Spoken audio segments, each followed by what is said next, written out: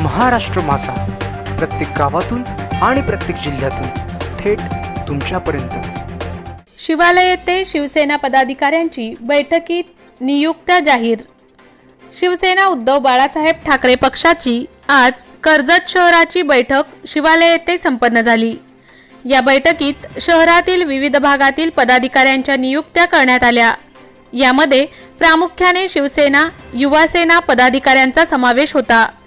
त्यावेळी प्रमुख उपस्थिती उपजिल्हा प्रमुख नितीनदादा सावंत, माजी सभापती पंढरीनाथ राऊत, नगरसेवक संचिता पाटील, नगरसेवक संतोष पाटील, उत्तम कोळंबे, कर्जत शहर प्रमुख निलेश घरत, मुकेश पाटील, युवासेना कर्जत शहर अधिकारी गौरव भानुस घरे, प्रमोद खराडे, मुकुंद मोदले तसेच कर्जत शहरातील पदाधिकारी उपस्थित होते।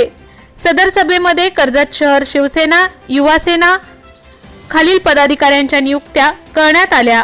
शिवसेना शाखा मुद्रे बुद्रुक कमिटी विभाग प्रमुख योगेश मोतीराम दिगे, उपविभाग प्रमुख अविनाश राजेंद्र चौगुले, उपविभाग प्रमुख प्रसाद अरुणगुरव, विभाग संघटक भालचंद्र कालुराम बोराडे, उपविभाग संघटक दिनेश चंद्रकांत मांडे, उपविभाग संघटक सतीश गंगाराम कोकणे, शाखा प्रमुख तुषार गजानन बडेकर, उपशाखा प्रमुख करण पाटील, युवासेना शाखा मुद्रे बुद्रुक कमिटी विभाग अधिकारी सौरभ प्रभाकर ठाकरे, उपविभाग अधिकारी शाखा अधिकारी श्रवण मुकुंद मोदळे, उपशाखा अधिकारी करण प्रमोद तलेगावकर यांची नियुक्ती होत असताना उपजिल्हा प्रमुख नितीन सावंत व नगरसेवक संतोष पाटील यांनी सर्वांना पुढील वाटचाली शुभेच्छा दिल्या।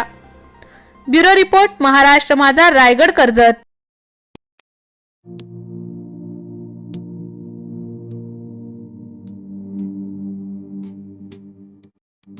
मोठे वेनगाव येथील आयुष्य फार्म हाऊस, जिथे तुम्ही घेऊ शकता तुमच्या परिवारासह सुट्टीचा आनंद।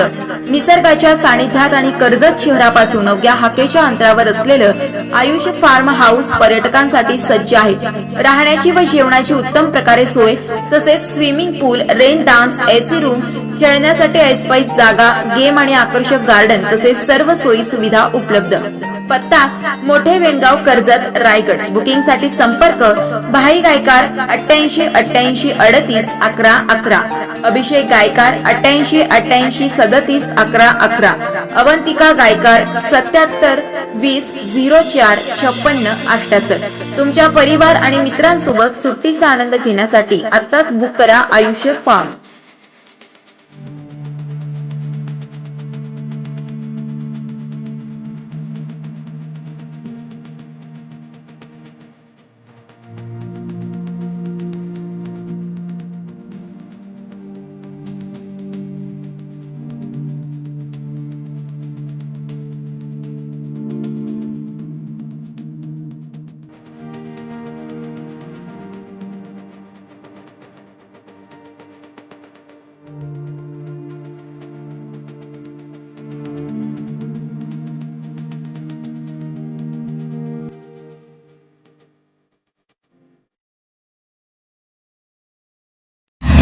महाराष्ट्र माझाला सबस्क्राइब करा आणि बाजूचा बेल आयकॉन प्रेस करून मिळवा आपल्या परिसरातील ठळक आणि ताज्या घडामोडी।